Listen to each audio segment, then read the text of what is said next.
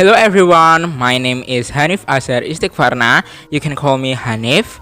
In today's video, I'd like to read you a book that is written and illustrated by myself.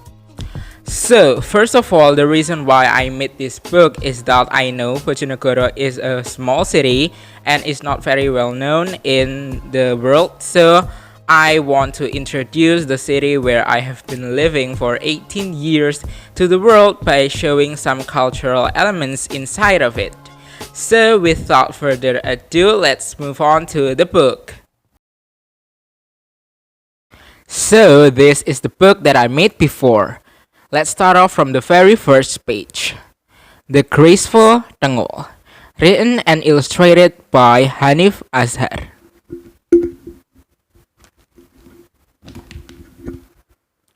One day, a little girl named Pradita sat in her classroom seat while waiting for her final exam results came out.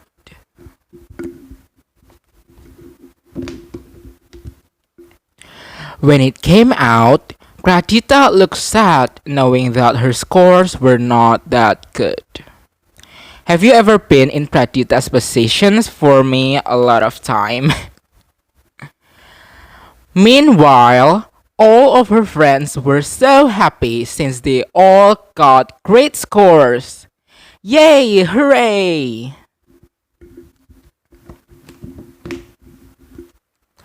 Pradita, how could you get almost all 60 and below? Ew! Your parents will be embarrassed by you, said a bully named Rati.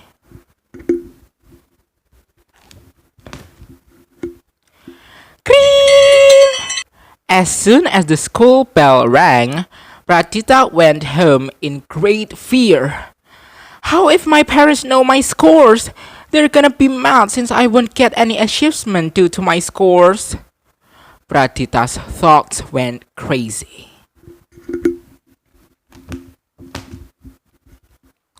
When she opened up the door,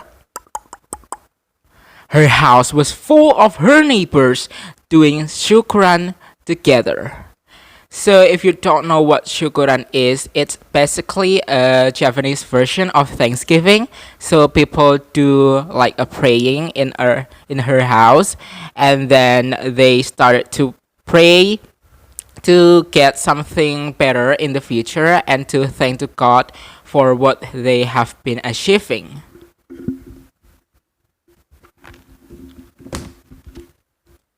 Mom, Dad, I didn't even get a great score. Why are you doing this? Pradita asked. Her parents answered her with a big smile. For us, the value doesn't matter. The most important thing is your hard work, sweetheart. Besides, we are praying for your next week competition. Don't you remember that? Replied her parents. Pradita hugged them and started to practice really hard on her Thengul dance. So Thengul is actually a kind of wayang in Indonesia, and the local people in Bojonegoro tried to make a dance that the movements are imitating the wayang itself or the Thengul itself.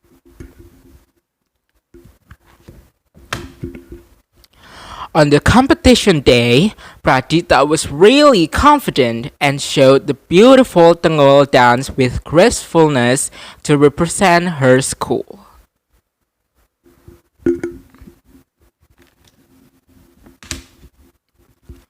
Unexpectedly, Pradita was announced as the first winner of the competition and became the best art student of the year in her school.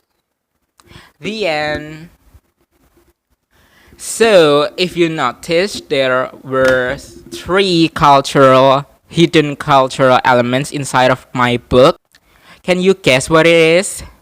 So, these are three hidden cultural elements in my book.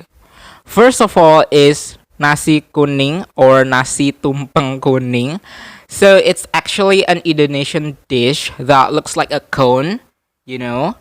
and it can be made with either original rice or yellow rice or maybe even uduk rice. And the second is salak wedi. So it's a fruit that is originated from a village named Wedi in Kapas district, Bojonegoro. And the last is, can you guess what Pradita's father was wearing? It's a sarung. It's a prayer utensil for a Muslim men. So what we can learn from this book is that everyone has their own specialty and no one can do everything well. So if you were in a Pradita's condition, just remember that you are able to do anything except that thing. So you could use your weakness to show your power.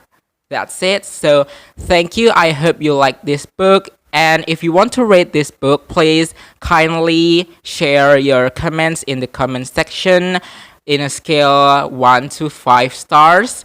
That will help me so much. So thank you and goodbye.